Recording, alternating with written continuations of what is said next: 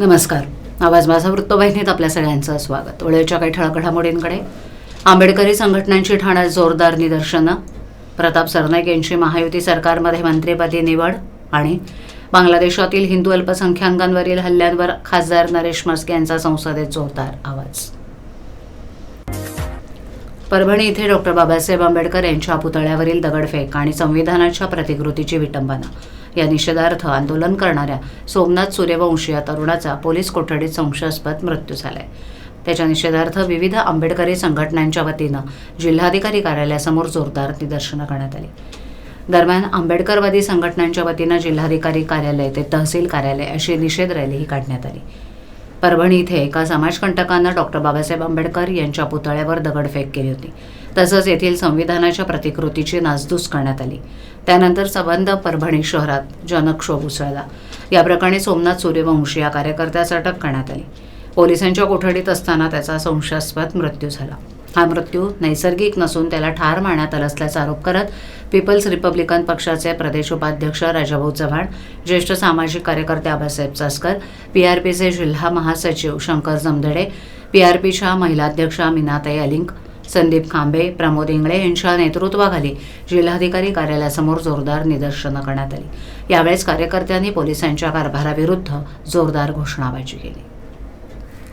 2 वेळा मंत्रिपद हुकलेल्या ओळा-माजिवडा विधानसभा मतदारसंघाचे शिवसेनेचे आमदार प्रताप सरनाईक यांची अखेर महायुतीच्या सरकारमध्ये मंत्रिपदी वर्णी लागली आहे. सरनाईक हे ओळा-माजिवडा मतदारसंघातून सलग 4 वेळा आमदार म्हणून निवडून गेले असून नुकत्याच झालेल्या विधानसभा निवडणुकीत त्यांना 1 लाखाच्या वर मताधिक्य मिळालं होतं. वर्धा जिल्ह्याचे असलेले प्रताप सरनाईक हे गेले 3 वर्ष ओळा-माजिवडा मतदारसंघाचं नेतृत्व करतायत. तर यावेळेला देखील याच मतदारसंघातून 4थ्यांदा ते मोठ्या मताधिक्यानं निवडून आलेत. 2008 साली त्यांनी राष्ट्रवादीला रामराम ठोकून शिवसेनेत प्रवेश केला. त्यानंतर शिवसेनेत उभी फूट पडल्यानंतर सरनाईक हे एकनाथ शिंदे यांच्या शिवसेनेसोबत गेले आणि शिंदेंच्याच शिवसेनेतून त्यांची आता महायुतीच्या सरकारमध्ये शिवसेनेच्या कोट्यातून अखेर मंत्रिपदी वर्णी लागली आहे. सरनाईक यांनी सन 1995 मध्ये विद्यार्थी संघटनेच्या माध्यमातून आपल्या राजकीय प्रवासाला सुरुवात केली.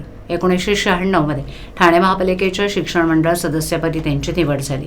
त्यानंतर सन 1992 ते 1997 या कालावधीत ते ठाणे परिवहन समितीचे सदस्य होते. 1997 ते 2008 सलग 3 वेळा ठाणे महापालिका नगरसेवक निवडून गेले. सन 2009 साली MMRDAच्या सदस्यपदी त्यांची निवड झाली. त्यानंतर शिवसेनेच्याच तिकिटावर 2009 साली ओळा-माजिवडा मतदारसंघातून पहिल्यांदा विधानसभेवर निवडून गेले. त्यानंतर सलग 3 वर्ष ते याच मतदारसंघातून आमदार म्हणून निवडून येत आहेत. 2014 साली त्यांच्यावर शिवसेना पक्षाच्या मीरा भाईंदर संपर्क प्रमुख पदाची जबाबदारी देण्यात आली. 2020 मध्ये शिवसेना प्रवक्तेपदी त्यांची निवड करण्यात आली.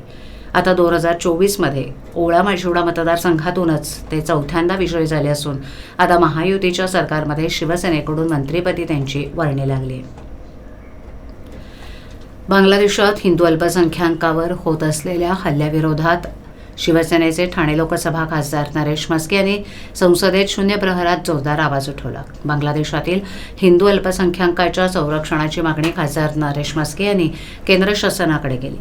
आपल्या शेजारी देश असलेल्या बांगलादेशात हिंदू अल्पसंख्याकांवर अत्याचार होत आहेत.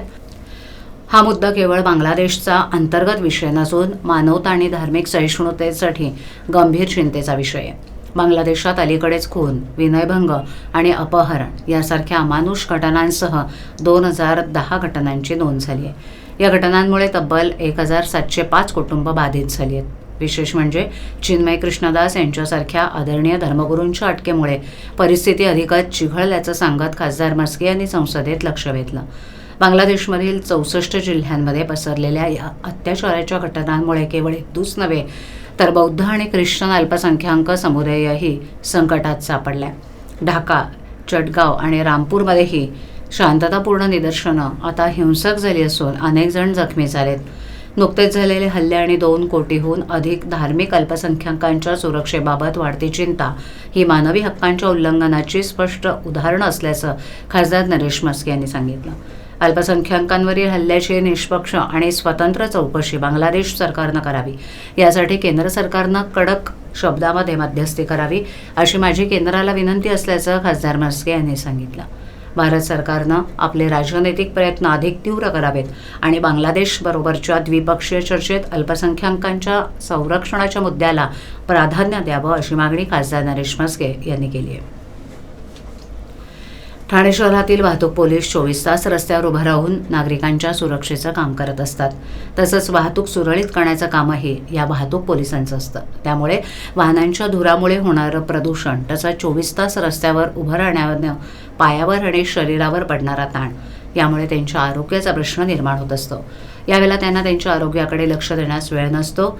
हीच बाब लक्षात घेऊन ॲक्युवेदा या संस्थेनं वाहतूक पोलिसांच्या आरोग्याचा प्रश्न निकाली काढण्यासाठी पुढाकार घेतला असून ठाण्याच्या 3 हात नाका येथील वाहतूक पोलीस उपायुक्त कार्यालयाच्या हॉलमध्ये ॲक्युवेदा संस्थेचे डॉक्टरांनी वाहतूक पोलिसांना भेडसावणाऱ्या आजारांबाबत मार्गदर्शन केलं. तसंच प्रदूषणामुळे होणाऱ्या विविध आजारांमुळे तसंच सतत उभं राहण्यानं पायावर पडणाऱ्या ताण यावर उपचार पद्धती कशा रीतीनं करता येतात याचं प्रात्यक्षिक दाखवण्यात आली. या प्रात्यक्षिकेमध्ये योगा, ॲक्युपंक्चर, प्राणायाम, सकस आहार, शंखसाधना इत्यादी उपचार पद्धतींचा समावेश होता. हे शिबिर गेल्या 8 दिवसांपासून सुरू असून या शिबिराचा ठाणे पोलीस आयुक्तालय परिक्षेत्रातील सर्व वाहतूक पोलिसांनी लाभ घेतला. मोठ्या प्रकल्पांची घोषणा आणि आश्वासनांची खैरात करत ठाणे महापालिकेची सार्वत्रिक निवडणूक 2017 साली पार पडली. निवडणुकीपूर्वी जाहीर केलेल्या वचननाम्यात सत्ताधाऱ्यांकडून ठाणेकरांना मोठी दिवास्वप्न दाखवण्यात आली. यातील काही प्रकल्प मार्गी लागले असले तरी यातील बहुतांश प्रकल्पांना गती मिळू शकलेली नाही, तर काही प्रकल्प अजूनही कागदावरच आहेत. माजी मुख्यमंत्री आणि विद्यमान उपमुख्यमंत्री एकनाथ शिंदे यांची क्लस्टर योजना किसननगर वगळता पुढे सरकू शकली नाही. हक्काच्या धरणाची घोषणा केवळ अर्थसंकल्पापुरतीच आत्तापर्यंत केली जाते. शहरातील धोकादायक इमारतींचा प्रश्न अजूनही इतक्या वर्षात पालिकेला सोडवता आलेला नाही. बिघडलेले घनकचरा व्यवस्थापन, वॉटर रिमॉडेलिंग योजना, वर्तुळाकार मेट्रो, शिवाय इंटिग्रेटेड मोबिलिटी प्लॅन, 3 हात नाका इथे आंतरराष्ट्रीय दर्जाचं मल्टीलेव्हल उड्डाणपूल, अंतर्गत जलवाहतूक आणि स्नो वर्ल्ड पार्क असे सर्व प्रकल्प केवळ कागदावरच आहेत. ठाणेकरांच्या हक्काचे धरण 5 वर्षात बांधणारच असं वचन देत शिवसेनेनं ठाणे महापालिका निवडणूक 2017चा वचननामा जाहीर केला होता. त्यामध्ये 500 चौरस फुटापर्यंतच्या घरांना मालमत्ता करातून सूट देण्यासोबतच सर्वसामान्यांना परवडणारी घरं, सुपर स्पेशालिटी हॉस्पिटल या घोषणा करण्यात आल्या होत्या. या घोषणांची पूर्तता करण्यात आली असली तरी घोषणा करण्यात आलेल्या बऱ्याच प्रकल्पांची पूर्तता करण्यात सत्ताधाऱ्यांना आणि प्रशासनाला यश आलेलं नाही. जलद वाहतुकीसाठी बायपास मार्ग, मल्टीलेव्हल उड्डाणपूल, अत्याधुनिक घनकचरा प्रकल्प, युवकांसाठी रोजगार मार्गदर्शन, महिलांच्या सुरक्षेसाठी ॲप, जागतिक दर्जाच्या शिक्षण संस्थांमार्फत शिक्षणाची संधी, ज्येष्ठ नागरिकांसाठी महापालिका रुग्णालयांमध्ये स्वतंत्र कक्ष असे अनेक प्रकल्प अजूनही कागदावरच आहेत. ओळा-मजुळा मतदारसंघाचे शिवसेनेचे आमदार प्रताप सरनाईक यांची महायुती सरकारमध्ये मंत्रिपदी निवड झाल्यानं शिवसैनिकांमध्ये आनंदोत्सव साजरा करण्यात आला. हिवाळी अधिवेशनाच्या ठिकाणी प्रताप सरनाईक यांना भेटून शाखाप्रमुख राजेश लोखंडे, दिनेश राठोड, नरेश इसानी, प्रशांत दुधावडे यांनी त्यांचं अभिनंदन केलंय. शिवसेनेच्या शाखाप्रमुखांनी सरनाईक यांच्या कार्याचा गौरव करत त्यांच्या नेतृत्वात ओळा-मजुळा मतदारसंघाचा विकास अधिक गतीनं होईल असा विश्वास व्यक्त केला. यावेळेला सरनाईक यांनी सर्व शिवसैनिकांचे आभार मानत पक्ष आणि मतदारसंघातील जनतेसाठी अधिक जोमानं काम करण्याचा निर्धार व्यक्त केला. सरनाईक यांच्या निवडीमुळे ओळा-मजुळा मतदारसंघातील जनतेत समाधानाचं वातावरण आहे. त्यांच्या मंत्रिपदी निवडीनंतर विविध भागातील शिवसैनिक आणि कार्यकर्ते अभिनंदनासाठी पुढे सरसावलेत. आवाज माझावरील एखादी बातमी पाहिजे होऊन गेली असल्यास यूट्यूबवर ती तुम्ही पाहू शकता. तर मग नक्की सबस्क्राईब करा आवाज माझा. अशा ठळक घडामोडी शेवटी पुन्हा एकदा आंबेडकरी संघटनांची ठाण्यात जोरदार निदर्शनं, प्रताप सरनाईक यांची महायुती सरकारमध्ये मंत्रिपदी निवड आणि बांगलादेशातील हिंदू अल्पसंख्याकांवरील हल्ल्यांवर खासदार नरेश म्हस्के यांचा संसदेत जोरदार आवाज. आपल्या विभागातील काही सूचना अथवा समस्या असल्यास आमच्यापर्यंत जरूर पोहोचवा. आम्ही तुमचा आवाज नागरिकांपर्यंत नक्की पोहोचवू. आम्हाला संपर्क करण्यासाठी आमचा पत्ता आवाज माझा 103 सायलेक आदर्श नगर कोलवाड रोड ठाणे पश्चिम. आमचा दूरध्वनी क्रमांक 7666213141. आमचा ईमेल ID avazmaza.tvnews@gmail.com. तर पुन्हा भेटू याच वेळी याच ठिकाणी काही नवीन घडामोडींसह आवाज माझा वृत्तवाहिनी. तोपर्यंत नमस्कार.